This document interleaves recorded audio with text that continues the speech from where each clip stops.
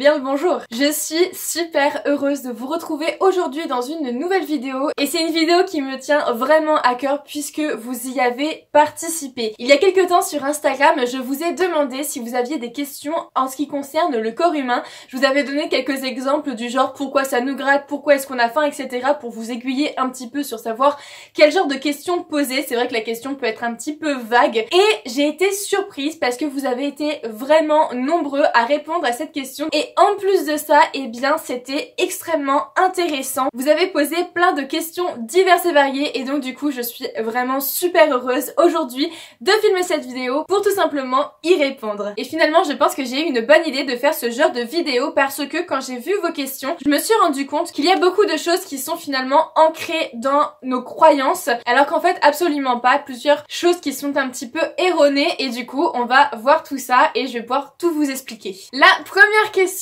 qui m'a été posée, c'est pourquoi a-t-on les cheveux blancs en vieillissant? Alors, la réponse est en fait très simple. Sur notre tête, on a plein de ce qu'on appelle des follicules pileux. Et ces follicules vont être composés de deux sortes de cellules principalement. Il va y avoir les kératinocytes qui vont fabriquer la kératine. Vous n'êtes pas sans savoir que les cheveux et aussi les ongles sont très fortement composés de kératine, mais il y en a aussi dans la peau. Et à côté de ça, on a aussi les mélanocytes qui vont eux fabriquer un pigment qu'on appelle la mélanine. D'ailleurs, si vous avez vu ma vidéo sur la vérité sur les blondes, je vous ai un petit peu parlé de ce pigment. Mais bref, tout ça pour dire que les mélanocytes vont venir transférer la mélanine sur la kératine et c'est ça qui va donner la couleur de nos cheveux. Alors au fil des années, nos cheveux vont pousser, vont tomber, vont repousser, etc. Et à force, les mélanocytes vont s'épuiser et vont perdre leur fonction. Donc c'est-à-dire qu'avec le temps, elles vont fabriquer de moins en moins de mélanine. Donc nos cheveux vont commencer à grisonner jusqu'à arriver à terme totalement blanc. Et vu que les mélanocytes ne sont pas des cellules qui se renouvellent forcément, et bien une fois qu'on a des cheveux blancs, c'est irréversible. Après, il y a certaines pathologies où on va avoir les cheveux blancs et une fois qu'on est guéri, on va retrouver nos cheveux normaux, mais c'est encore autre chose. Donc on sait comment les cheveux deviennent blancs, maintenant la question c'est pourquoi, et aujourd'hui encore, on n'a pas de réelle réponse précise. On sait bien évidemment que ça vient avec l'âge, mais il y a aussi différents facteurs qui vont accentuer ce phénomène, comme par exemple l'exposition au soleil, le stress ou le tabac qui vont venir accélérer le blanchissement des cheveux. Et pour votre culture générale, le nom scientifique à ce phénomène qui est le blanchissement des cheveux s'appelle la canacie. Deuxième question qui m'a été posée, c'est pourquoi les articulations craquent? Déjà, pour essayer d'illustrer un petit peu la chose, il faut que vous imaginez que notre corps c'est comme une machine. Et comme toutes les machines, il va falloir l'aider pour qu'elle fonctionne au mieux. Et bien au niveau de nos articulations, c'est la même chose. Pour que les articulations ne rouillent pas entre guillemets et ne frottent pas, on va avoir un liquide à l'intérieur qui va permettre de lubrifier tout ça. Ce liquide, c'est ce qu'on va appeler scientifiquement la synovie. Et en fait, c'est simplement un gaz qui va être sous pression. Et comme tout gaz, il peut former des bulles. Donc en fait, quand on va venir craquer entre guillemets nos doigts, on va simplement venir éclater ces bulles et le gaz va venir se remettre dans le liquide de manière normale. Alors à savoir, ce n'est absolument pas dangereux et on peut entendre beaucoup de choses qui sont finalement fausses sur ce gaz puisque ça ne va pas déformer les doigts, ce n'est pas non plus le fait de craquer les doigts qui va faire qu'on va avoir de l'arthrose, ça n'a strictement rien à voir. Alors ensuite, la question suivante, c'est pourquoi les oreilles se bouchent en altitude ou en avion? Alors cette question, je trouve qu'elle est extrêmement intéressante. Donc il faut savoir que notre cerveau, ou plutôt notre boîte crânienne est sous pression. Il y a une certaine pression à l'intérieur de notre tête, mais aussi à l'extérieur. Tout ce qu'on peut faire, il y a une pression autour de nous, c'est ce qu'on appelle l'atmosphère. Et bien il faut savoir qu'on va avoir ce qu'on appelle le tympan, qui va être une membrane. Et pour que cette membrane fonctionne bien, donc qu'on puisse correctement entendre, il faut qu'elle soit droite pour qu'elle puisse vibrer correctement quand les sons lui arrivent. Et donc pour que ça se passe, il faut qu'il y ait un équilibre entre l'atmosphère et la boîte crânienne. Et de manière générale, c'est la boîte crânienne qui va venir s'adapter à l'atmosphère et non pas l'inverse. Et donc quand on va prendre l'avion ou qu'on va monter en altitude, il va tout simplement y avoir un phénomène de gravité puisque plus on va monter et donc plus on va s'éloigner de la Terre, moins la gravité sera forte et la pression sera moins forte. Et donc si la pression diminue au niveau de l'atmosphère et que celle de notre boîte crânienne ne change pas, elle va être plus intense dans la boîte crânienne et donc la membrane du tympan va venir se bomber et du coup on va avoir une sensation d'oreille bouchée. Et c'est pour ça que du coup quand la pression s'adapte au bout d'un moment, on va baisser la pression et donc la membrane va se remettre normalement. Alors ensuite, la prochaine question, c'est: j'ai une question bizarre, pourquoi les hommes ont tendance à prendre du gras au niveau du ventre? Donc déjà, je tiens à préciser que ta question n'est absolument pas bizarre, elle est même très intéressante. Et d'ailleurs, je vais la coupler à une autre question que j'ai eue, qui est: pourquoi on grossit quand on vieillit? Alors, pour répondre à ta question au niveau des hommes, c'est tout simplement une question d'hormones. Les femmes vont plus avoir tendance à prendre du gras au niveau des fesses et des cuisses, et les hommes, eux, vont plus avoir tendance à prendre du gras au niveau du ventre. Ça, c'est totalement dû à ce qu'on appelle la testostérone, je pense que vous la connaissez tous. Et pour les femmes, c'est dû à la progestérone et aux oestrogènes qui fait qu'on ne va pas stocker de la même manière. C'est d'ailleurs pour ça qu'au moment de la ménopause, quand les oestrogènes et les progestérones vont arrêter d'être sécrétés en quantité importante chez la femme, elles vont avoir plus tendance à prendre du gras au niveau du ventre et donc à avoir une prise de gras un peu comme les hommes, parce qu'il faut savoir que nous aussi les femmes, on a de la testostérone en nous. Après, bien évidemment, ça dépend aussi de ce qu'on va manger. Il y a un petit peu les aliments qui jouent sur qu'est-ce qui va stocker au niveau du ventre, etc. Mais le plus gros facteur et vraiment celui qui joue le plus, ce sont les hormones. Et donc la responsable de tout ça, c'est simplement la testostérone. Et donc pourquoi on prend du poids quand on vieillit? Et bien du coup, il y a donc la ménopause chez les femmes. Et donc du coup, on va avoir tendance à prendre un petit peu plus de gras. Ensuite, il faut savoir qu'en vieillissant, on a tendance à perdre du muscle. Et donc ce muscle va être de manière générale remplacé par du gras. Parce qu'il faut savoir que le muscle rend le métabolisme extrêmement rapide puisqu'il va consommer beaucoup d'énergie. On va avoir besoin de beaucoup de calories pour le faire marcher. Donc quand on va perdre en muscle, on va avoir besoin de moins de calories, mais de manière générale, on ne va pas forcément manger moins quand on va perdre en masse musculaire, ce qui va faire que du coup, on va prendre en masse graisseuse. En plus de ça, notre métabolisme basal, donc c'est-à-dire la quantité d'énergie et donc de calories qu'on a besoin pour faire simplement fonctionner notre corps de manière physiologique, va lui aussi baisser, et comme je vous l'ai dit, on ne va pas forcément manger moins et donc on va avoir tendance à prendre plus de gras. En plus de ça, et ça c'est aussi une conséquence en général de l'âge, quand on commence à vieillir, on va faire de moins en moins d'activités sportives. C'est pas forcément dû à l'âge, mais plutôt à la société et au fait que du coup on fait moins de choses, on bouge moins, on se pose plus, et du coup couplé au fait que notre métabolisme baisse et qu'en plus on ne va pas forcément manger moins, et ben du coup là encore, prise de gras.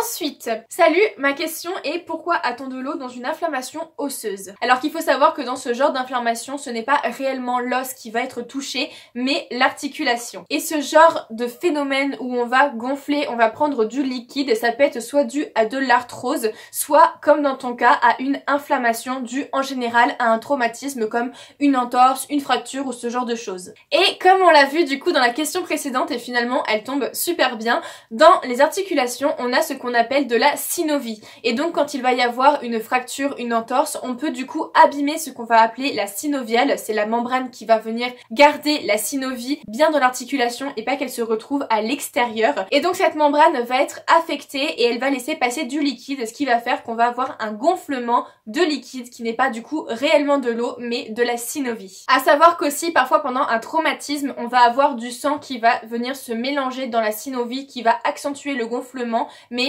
c'est vraiment rare. Ensuite, pourquoi est-ce que l'on transpire sans forcément faire d'efforts? Alors déjà, il faut savoir que la fonction principale de la transpiration, ça va être de réguler la température corporelle de notre corps. Parce que justement, dans notre corps, on a plein de composés et de métabolites qui vont avoir besoin d'une certaine température pour fonctionner correctement. Donc en gros, globalement, si notre corps ne fait pas 37 degrés de manière générale, c'est extrêmement dangereux pour notre santé et pour simplement notre survie. C'est pour ça d'ailleurs que quand on a trop de fièvre ou quand on est en hypothermie, il faut le prendre le plus vite possible pour justement que notre corps ne soit pas trop affecté par tout ça et que du coup on n'en meurt pas. Et du coup, comme c'est primordial pour la santé de maintenir cette température, quand il va faire par exemple plus chaud, on va simplement se mettre à transpirer, donc on va évacuer de l'eau et un petit peu des toxines aussi pour essayer de réguler toute cette température. Donc ça marche quand il fait plus chaud d'un point de vue extérieur, mais aussi par exemple quand on va manger beaucoup de calories, très gras, etc. Ça va se transformer sous forme de chaleur aussi pendant tout le mécanisme de digestion, et donc pour évacuer cette chaleur, on va simplement transpirer.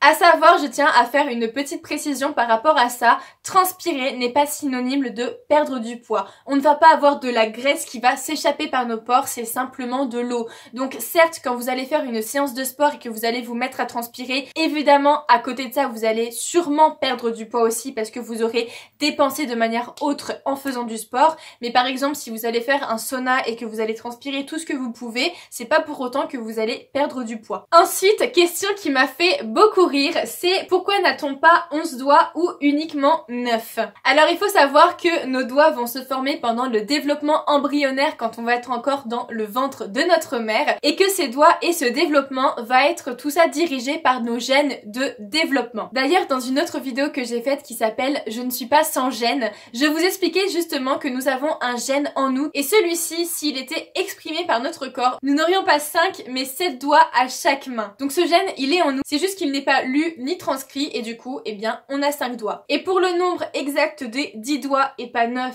et pas 11, eh bien ça, c'est tout simplement une question d'évolution, de hasard et de sélection naturelle. Il n'y a pas vraiment de loi qui dit que c'est mieux d'avoir 10 doigts plutôt que 9, ça c'est fait comme ça tout seul. Ensuite, prochaine question, pourquoi mon zizi il grandit des fois? Oh, c'est simplement parce que la guanylate cyclase va venir synthétiser le GMPC qui va permettre d'activer le relâchement des muscles lisses et qui va permettre du coup au sang de rentrer dans les corps spongieux permettant l'érection. Prochaine question, pourquoi on a des poils incarnés?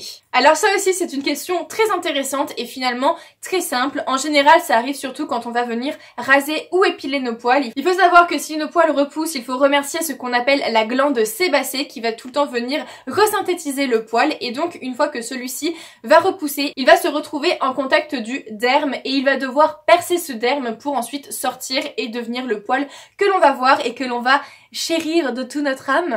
Et donc quand on a la peau trop sèche ou alors que notre poil est trop souvent arraché, il va devenir du coup plus fin et donc plus faible. Il n'aura pas la force de venir percer la peau. Sauf que le problème c'est que le développement du poil va continuer et donc du coup celui-ci va venir s'incarner petit à petit créant une sorte de deux boutons. Ça va venir pousser la peau sans jamais la percer. Ensuite, que sont les conséquences des coups de soleil? Alors il faut savoir qu'il y a énormément de conséquences en ce qui concerne les coups de soleil et elles sont toutes négatives. Mais pour ne citer que ça, comme on l'a vu par exemple, ça va venir accentuer le vieillissement des cheveux et de la peau puisque ça va venir abîmer les mélanocytes et c'est surtout au niveau de l'ADN que ça va être impacté. Pour parler d'un point de vue technique, ça va venir former des dimères de thymine et en gros de manière générale ce qu'il faut retenir c'est que ça va venir modifier les molécules d'ADN. En premier lieu, si on a un coup de soleil, pas de panique parce que notre corps est extrêmement bien fait et qu'on a des systèmes de réparation de l'ADN, donc c'est-à-dire que dès qu'il y a un dysfonctionnement, des enzymes vont venir sur cet ADN pour le réparer et qu'il redevienne à la normale. Mais bien évidemment, comme tout mécanisme qui se respecte, il a des défauts et il a surtout des limites.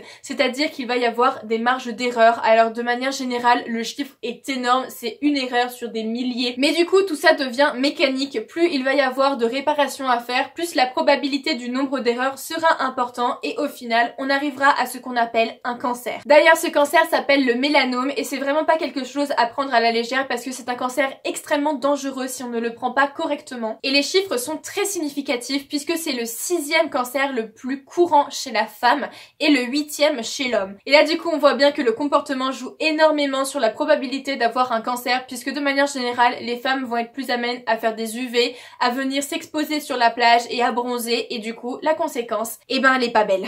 Ensuite, question suivante, pourquoi on a mal à la tête? Qui est le con qui a inventé ça sérieusement? Alors ça, c'est la question la plus difficile que j'ai eue parce qu'il faut savoir qu'il y a énormément de facteurs qui vont provoquer le mal de tête, qu'en général, c'est plusieurs facteurs en même temps qui vont faire ça. Et en plus de ça, et bien souvent, on ne connaît pas ces facteurs, on n'arrive pas à savoir qu'est-ce qui provoque réellement ce mal de tête. Mais de manière générale, il y a quand même 3 grands facteurs qui sont les grands responsables de ce mal de tête. En premier, ça va être les causes ophtalmiques, donc c'est-à-dire si notre vue a changé, qu'on a besoin de correction de lunettes etc ou qu'on en a déjà mais que du coup elles ne sont plus à notre vue. Mais ça marche aussi si par exemple on est trop souvent sur les écrans avec un regard fixe, ça peut aussi provoquer des douleurs au niveau de la tête. Ensuite il va y avoir tout ce qui est les causes neurologiques, donc ça en général c'est ce qui va provoquer les fameuses migraines. Et ensuite il va y avoir les causes arthrosiques, donc c'est-à-dire surtout au niveau des cervicales, en fait c'est les cervicales qui vont avoir mal et du coup cette pression va venir remonter la douleur jusqu'à la tête et du coup ça va nous donner des maux de tête, même si au départ c'est pas réellement de la tête où il y a un problème. Question suivante, pourquoi mon ventre gargouille-t-il tout le temps?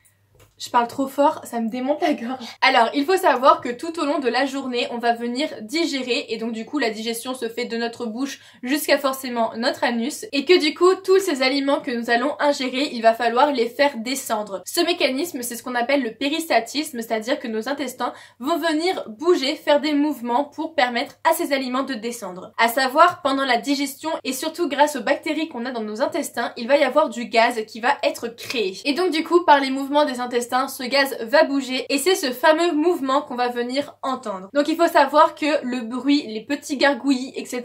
n'ont finalement rien à voir avec le fait d'avoir faim. C'est juste que quand on a le ventre vide, ça fait plus de bruit parce que ça résonne et donc du coup à tort on va l'associer avec le fait d'avoir faim mais strictement rien à voir. Et d'ailleurs si ça fait plus de bruit chez certains que chez d'autres parce que on n'est pas tous égaux par rapport à ces bruits de ventre, eh bien il faut savoir que c'est juste une question d'hormones parce qu'on a plein d'hormones qui vont venir réguler la digestion et le fait d'avoir faim ou non, et la quantité d'hormones et la façon dont ces hormones sont sécrétées vont dépendre de manière générale de chacun. Alors après j'ai eu des questions relativement intéressantes qui n'ont pas forcément de rapport avec le corps, mais c'est pourquoi je suis si beau. Je vous laisse débattre en commentaire. Et enfin j'ai eu des questions un petit peu plus profondes si on veut, notamment pourquoi notre cœur est souvent en conflit avec notre cerveau, pourquoi on aime. Alors cette question je vais y répondre très vaguement, tout simplement parce que certes il y a une question d'hormones dans tout ça, quelqu'un qui est amoureux etc, qui a des sentiments va sécréter par exemple plus d'endorphines que d'autres, mais au-delà de ça, aujourd'hui encore on n'a pas de réponse sur pourquoi on est amoureux,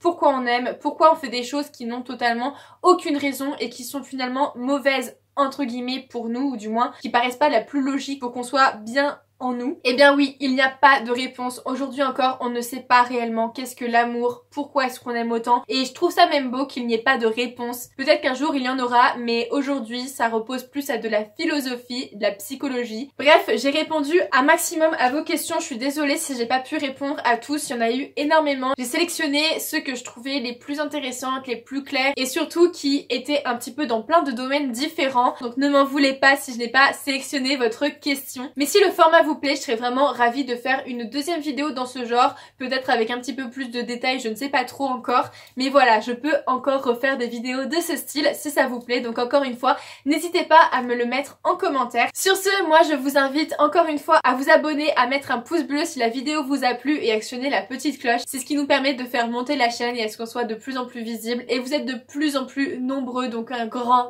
merci à vous. Et sur ce, moi je vous fais plein de gros bisous, j'espère que vous avez été un petit peu plus éclairés sur ce qui vous compose vous-même, votre corps, et que la vidéo vous aura plu, et je vous dis à très bientôt pour une prochaine vidéo.